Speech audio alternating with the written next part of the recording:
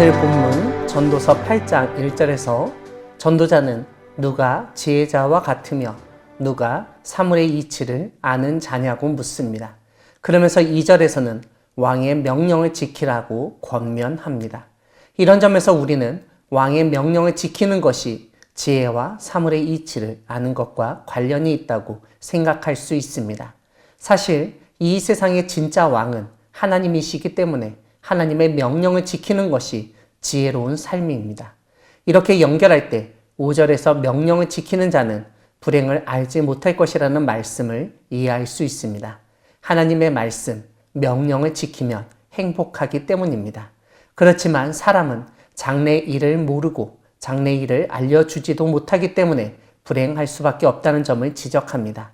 이와 함께 전도자는 9절에서 사람이 사람을 주장하여 해롭게 하는 때도 있다고 지적합니다. 하나님의 명령을 따르지 못하고 지혜로운 마음이 없기 때문에 자신의 이익만 추구하다가 남을 해롭게 하는 경우가 많이 있다는 뜻입니다. 무엇보다 오늘 본문에서 우리가 주목할 구절은 11절인데 악한 일에 관한 징벌이 속히 실행되지 아니하므로 인생들이 악을 행하는데 마음이 담대하다고 언급하고 있기 때문입니다. 사실 우리가 사는 세상에서 악을 행하는 사람, 남을 해롭게 하는 사람이 적지 않습니다.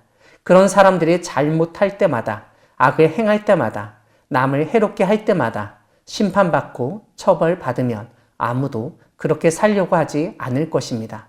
문제는 전도자가 언급하듯 하나님의 즉각적인 심판, 처벌이 실행되지 않기 때문에 사람들은 하나님이 없다고 생각하고 심지어 하나님은 무능하며 심판 같은 것은 없다고 주장하며 더욱 악을 행한다는 것입니다. 지금 한국 사회에서 교회 안에서 벌어지는 일들은 대부분 이러한 생각 때문에 행해지는 것을 알 수 있습니다. 전도자가 지적하듯 악인들은 담대히 악을 행하고 있습니다. 그뿐만 아니라 12절에서 언급하듯 죄인은 100번이나 악을 행하고도 장수합니다.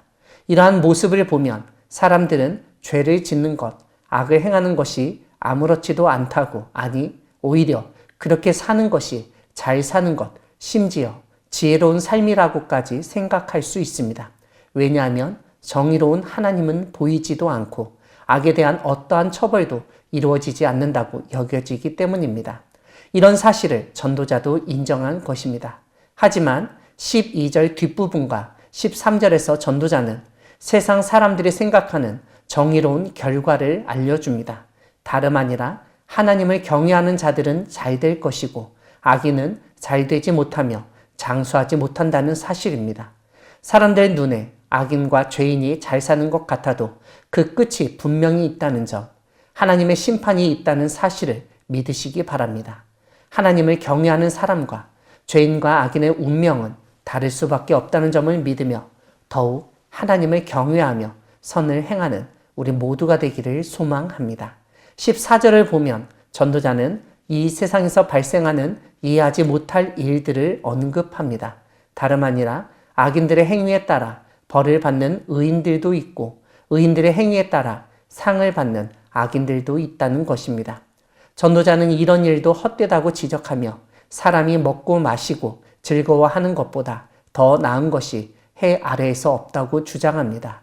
17절에서 전도자는 하나님의 모든 행사를 살펴보니 해 아래에서 행해지는 일을 사람이 능히 알아낼 수 없다고 결론 내립니다.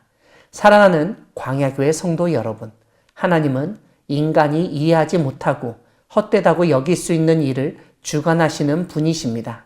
이 세상에서 발생하는 일들을 우리 인간의 작은 머리로, 좁은 생각으로 다 알 수 없습니다. 우리 눈에는 모순되어 보이고 불의하게 여겨져도 그러한 상황에서도 하나님은 여전히 하나님이시고 하나님의 모든 것을 다스리시고 선하게 이끌어 가신다는 사실을 믿어야 하겠습니다. 이것이 하나님을 경외하는 삶이고 그럴 때 하나님이 우리에게 좋은 것으로 갚아주실 것입니다. 하나님을 경외하며 우리가 모든 것을 다 할 수 없다는 겸손한 생각으로 하나님이 맡겨주신 일을 잘 감당하는 우리 모두가 되기를 소망합니다. 아멘.